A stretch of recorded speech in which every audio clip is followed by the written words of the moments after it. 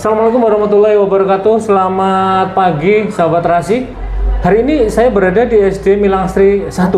Di sini kita akan memantau bagaimana sih penerapan kurikulum Merdeka, ya, yang tentunya kurikulum tersebut akan meningkatkan kualitas, kuantitas, dan juga pembelajaran yang ada di SD Milangastri.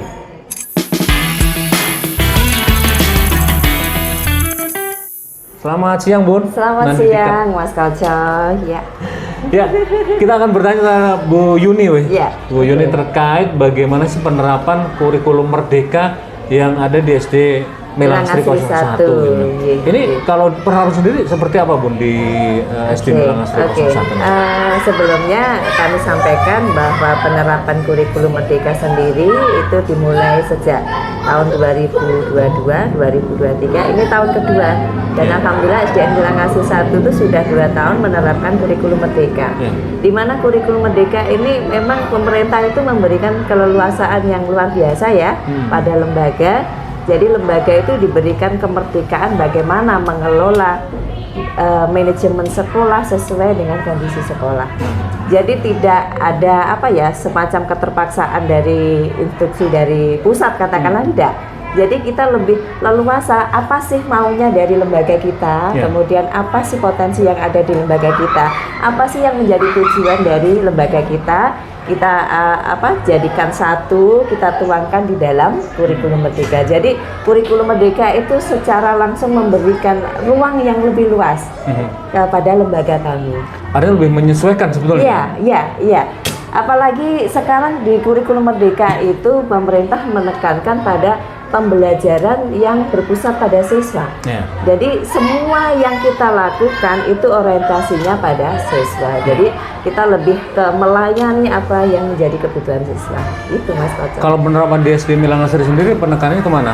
Kan artinya menyesuaikan itu disesuaikan dengan kebutuhan siswa atau sekolah yang ada di Milangastri 01. Nah, kalau penerapan seperti apa? Iya, kurikulum Merdeka sendiri di Milangastri 1 itu kita tuangkan di dalam kegiatan, satu kegiatan KBM, kemudian ada kegiatan ekstra, kemudian ada kegiatan P5. Jadi ketiga kegiatan ini terintegrasi, tidak bisa terpisahkan. Semua berorientasi pada siswa, jadi berpusat pada siswa. Itu, Mas Koco. Nah, kalau KBM sendiri seperti apa? Kemudian di ekstra ini seperti apa penerapan dan untuk penerapan kurikulum Merdeka sendiri di KBM itu jelas pembelajaran di kelas itu berpusat pada anak, dan di dalam kurikulum Merdeka itu ada yang namanya pembelajaran diferensiasi. Jadi, diferensiasi itu pembelajaran yang disesuaikan dengan karakter siswa, kemudian bakat minat siswa. Jadi sekolah lebih ke membantu, melayani dalam pengembangan kompetensi anak. Itu KBM. Kemudian untuk melayani bakat minat dari anak-anak kita ada ekstra, Mas Koco. Ekstrakurikuler itu mendukung sekali ya. Jadi lebih tepatnya itu lebih tepat kita gunakan untuk pembelajaran diferensiasi. Jadi sesuai karakter anak di dalam ekstra itu nanti anak-anak kita golongkan, oh ini bakatnya di sini, kemudian potensinya di sini, kita tinggal mengarahkan. Itu saya rasa lebih efektif. Jadi di Milangastri sendiri ekstrakurikuler itu ada yang ekstrakurikuler wajib itu sebagai sarana membentuk kedisiplinan anak. Kita ada ekstra pramuka itu wajib kelas 1 sampai dengan kelas 6. Kemudian ada ekstra olahraga, ini untuk mewadahi anak-anak kami yang mempunyai bakat minat di bidang olahraga. Kemudian ekstrakurikuler seni, ini untuk melayani anak-anak kami yang mempunyai bakat di bidang seni. Dan yang satu lagi yang menjadi program unggulan kita ada namanya BTQ. BTQ itu baca tulis Al-Quran. Ini memang kita wajibkan untuk siswa kami yang beragama Muslim, mulai dari kelas 1 sampai dengan kelas 6. Ini merupakan program unggulan sekolah kami, karena ini lebih efektif, Mas Koco ya. Kenapa kami mengambil program ini? Karena kita membaca ya, sekarang ini lembaga khususnya SD negeri itu harus bersaing, dan persaingan kita itu cukup ketat ya, kita dituntut bisa bergerak. Akhirnya kita berpikir apa sih yang diinginkan dari masyarakat khususnya wali murid, kemudian kita duduk bersama. Nah, dari masyarakat sendiri, dari wali murid sendiri menghendaki itu ada pembelajaran yang berbasis agama, itu lebih ditingkatkan lagi. Oke, setelah kita duduk bersama, akhirnya kita fasilitasi ya dalam bentuk program BTQ, baca tulis Al-Qur'an. Ini wajib ya, yang semuanya kita kelola tersendiri, jadi manajemennya terpisah dari manajemen sekolah. Karena tujuan kami biar fokus. Jadi anak-anak nanti target kita kelas 3 itu semua sudah Al-Qur'an. Karena kami berpikir anak-anak itu kalau sudah bisa baca tulis Al-Qur'an, itu psikis mentalnya itu lebih terbangun, lebih percaya diri. Contohnya, kalau di masyarakat anak kalau sudah bisa ngaji, dia akan lebih pede, dia akan semangat lagi ke ke musola, ke masjid, karena dia sudah punya modal. Coba bayangkan kalau usia SD belum bisa baca tulis Al-Qur'an, itu kasihan sekali. Dan kami yakin kalau anak sudah usia SMP dituntut untuk ikut TPA, saya rasa lebih sulit. Nah, ini program unggulan dari SDN Milang Ngasih 1 itu adalah BTQ. Kita kelola manajemennya dalam bentuk TPA, Taman Pendidikan Al-Qur'an. Kita kelola manajemennya, kita ada 8 ustazah. 8 ustazah? Iya, 8 ustazah itu memang sudah bersertifikat dan punya punya hak ya, layak untuk mendidik, melatih, mengajar baca tulis Al-Qur'an sendiri. Jadi kita ya memang menyiapkan dari segi sarprasnya khusus menangani TPA atau BTQ, dan itu program itu kita sisipkan nilai-nilai moral yang harus kita tanamkan sebagai sarana pembentukan karakter. Jadi yang tadi di awal saya katakan, kita ada kegiatan KBM, kemudian ada ekstra, ada P5, itu saling terintegrasi, tidak bisa terpisah. Dan pelaksanaan adalah salah satunya di BTQ tadi gitu. Iya, di BTQ tadi. Bun, kalau artinya serius banget ya dengan ini manajemen tersendiri gitu ya, tidak masuk di sekolah dan sebagainya gitu. Ada 8 ustazah. 8 ustazah ya. Kalau untuk penerapan sendiri pun ini seperti apa? Dia di luar sekolah atau mungkin ada hari-hari tertentu untuk anak-anak? Karena kita sudah memasukkan BTQ itu dalam kegiatan ekstra, sudah pasti kegiatannya di luar KBM. Jadi di luar kegiatan belajar mengajar anak-anak. Jadi kita buat jadwalnya itu 1 jam setelah anak-anak pulang. Jadi anak-anak kami pulangnya lebih lebih lama, lebih siang dibandingkan sekolah yang lain. Karena kita sudah sepakat dengan wali murid untuk TPA sendiri dilangsungkan saja setelah KBM. Jadi anak-anak tidak pulang dulu. Karena alasannya kalau pulang anak-anak mau kembali lagi itu kurang efektif juga.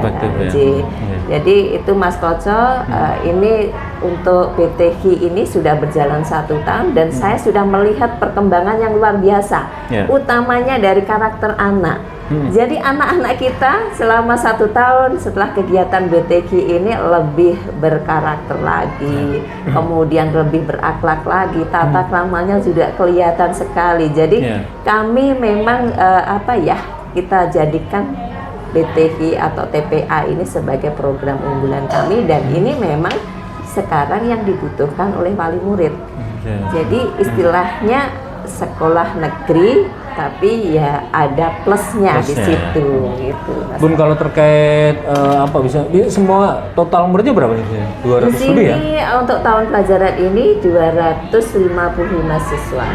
Untuk BTQ tadi dari kelas 1 sampai kelas 6? Sampai kelas 6. Jadi, kita ada 12 rombel ya. Jadi kelas 1 sampai dengan kelas 6 itu ada 12 rombel, dan alhamdulillah rombel kita itu cukup efektif ya. Karena kami di dalam mengelola sekolah ini juga menerapkan persaingan. Jadi walaupun satu sekolah, kita per kelas itu kita buat bersaing. Kompetisi. Jadi itu sebagai motivasi ya, baik gurunya, baik siswanya itu untuk bersaing di dalam intern sekolah sendiri.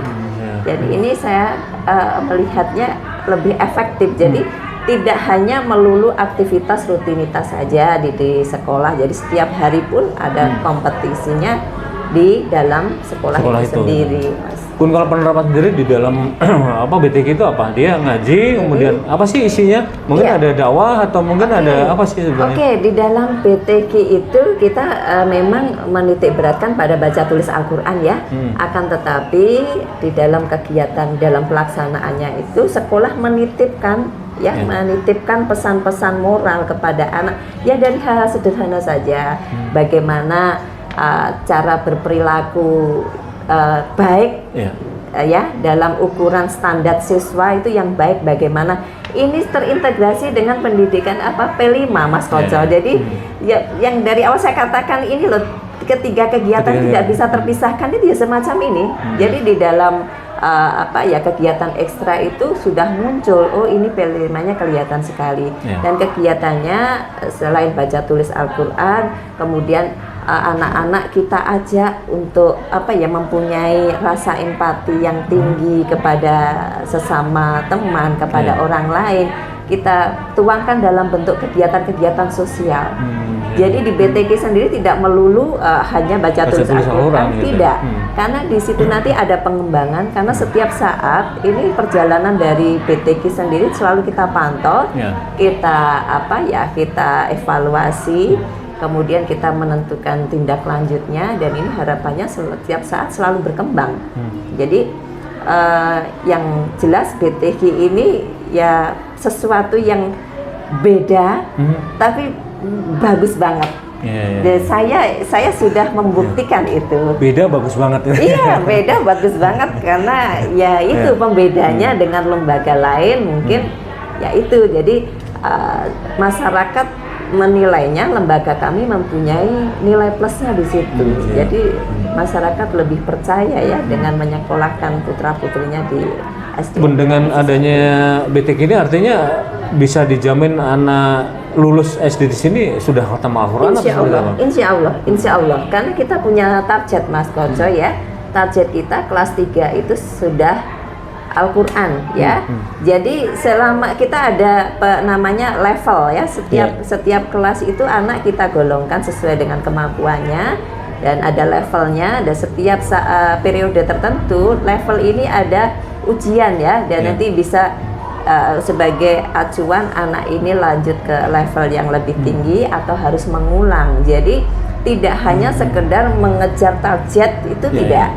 Jadi ya untuk tujuan awal ya, target kita kelas 3 sudah Al-Quran ya. Nanti harapannya lulus dari SDN Bela Ngasih 1, insya Allah yang beragama Islam itu semua sudah bisa baca tulis Al-Quran dan khatam Al-Quran.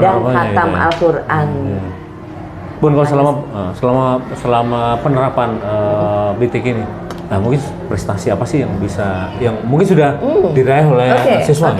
Oke. Kalau bicara prestasi ya Mas Koco, itu memang sebuah proses ya. Jadi tidak bisa seperti membalikkan telapak tangan ya, kita bicara langsung jadi, enggak ya.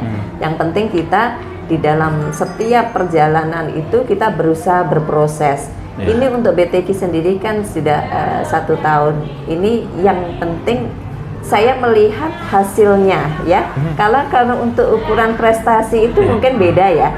Buat kami yang dikatakan prestasi itu apabila sudah ada perubahan ya, baik perubahan karakter siswa, baik perubahan perilaku, itu saya sudah membuat ini sebuah prestasi dari anak-anak kami. Dan itu sudah terbukti. Dan bukti yang lain dari wali murid itu sudah sering banyak yang memberikan informasi, memberikan penilaian bahwa memang Mila Ngasih 1 sebelum dan sesudah ada BTK ini beda sekali. Ya, itu yang dikatakan prestasi ya. Tapi kalau parameter salah satunya adalah sudah ada kecilik ya. Ini kan sudah bisa jadi parameter gitu ya. Ya itu kalau untuk kejuaraan Mas, ini alhamdulillah tahun ini kan belum selesai, masih ada lagi ya. Masih ada lagi lomba-lomba yang lain ya, itu ada O2SN, FLS2N, ada OSN, ada lomba PAI. Alhamdulillah kemarin siswa kami sudah mendapatkan 12 ya. Kemarin 11, tadi dapat 1, 12 juara. Dan ini prestasi yang luar biasa. Jadi dari tahun sebelumnya ini sudah mengalami peningkatan dan mohon doanya mudah-mudahan nanti Milang Ngasih 1 bisa meraih juara umum. Ya. Ya, tinggal selangkah lagi ini Mas Koco. Pun kalau untuk kedepannya mungkin ada peningkatan atau apa terkait keberadaan BTG di SD Milang Ngasih 1. Oke. Seperti moto kita SDN Milang Ngasih 1 itu adalah sekolah unggul berbudaya ya. Jadi yang dikatakan unggul itu ya harus lebih dari yang lainnya. Jadi unggul dalam prestasi akademis non akademis, kemudian berbudayanya ini yang lebih kita tekankan. Ada budaya disiplin di situ, budaya beriman dan bertakwa, kemudian ada budaya prestasi di dalamnya. Ini di dalam usaha mewujudkan sekolah unggul dan berbudaya ini kita saling bekerja sama ya antara guru, kepala sekolah, komite, wali murid, dan siswa itu bergerak bersama-sama. Jadi kita punya komitmen bersama-sama untuk mewujudkan sekolah yang unggul berbudaya ini. Dan kebetulan dengan BTG ini sudah dua-duanya sudah hampir tercapai ya. Prestasinya juga prestasi di bidang pendidikan agama Islam sudah lumayan banyak, itu untuk prestasinya. Kemudian budayanya itu karakter anak-anak sudah mulai terbentuk karakter yang baik, kemudian beriman dan bertakwanya juga meningkat, kemudian budaya-budaya yang positif itu sudah semakin kelihatan dan terasa sekali di sekolah kami. Artinya yang pasti ada perubahan karakter ke arah yang lebih baik tentunya Bun. Siap, makasih banyak Bun waktunya. Semoga program ataupun ekstrakurikuler BTG akan terus berkembang, yang pasti juga menghasilkan siswa yang berprestasi ya dan berakhlak mulia. Amin. Terima kasih supportnya Mas Koco. Terima kasih banyak Bun. Selamat bekerja Bun. Terima kasih. Demikian dialog kita dengan Kepala Sekolah Bu Yuni dari SDN Milang Ngasih 1. Assalamualaikum warahmatullahi wabarakatuh.